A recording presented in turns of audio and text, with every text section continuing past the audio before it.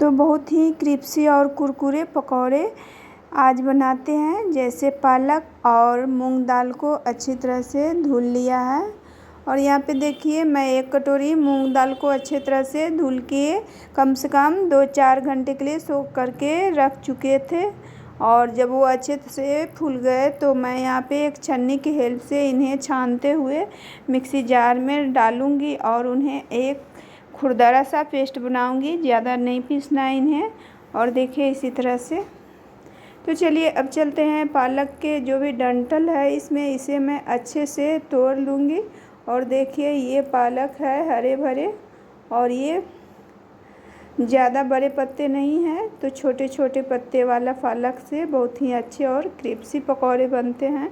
तो इसे छोटे छोटे तोड़ कर बारीक काट लेना है। और देखिए यहाँ पे मैं इसी तरह से मिक्सी जार में लेके इन्हें खुरदरे पेस्ट बनाऊंगी। नहीं तो ज़्यादा आप पेस्ट बना लोगे पिसे हुए तो आपके पकौड़े क्रिस्पी नहीं लगेंगे, कुरकुरे नहीं होंगे।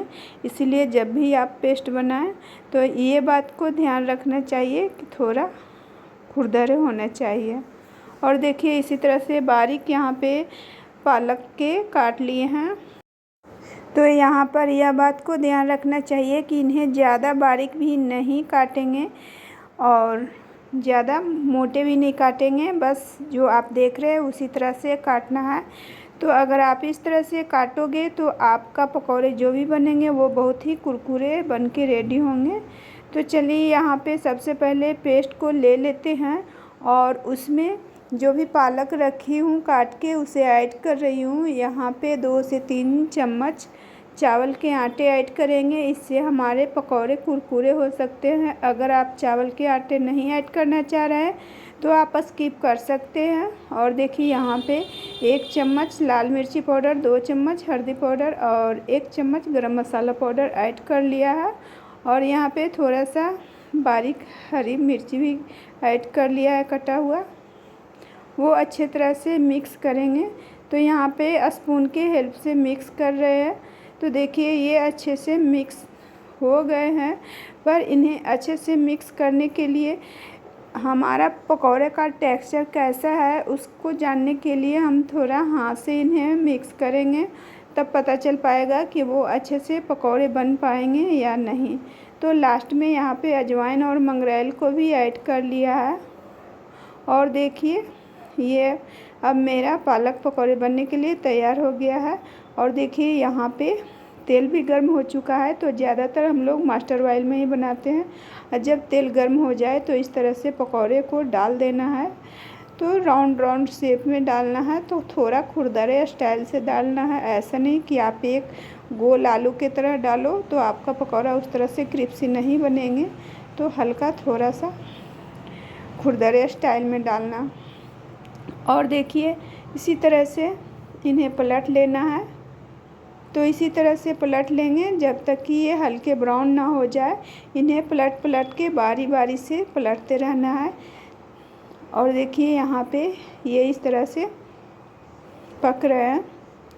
तो ज़्यादा हाई फ्लेम पे इन्हें नहीं पकाना है, बस लो टू मीडियम पे ही इन्हें पकाइए।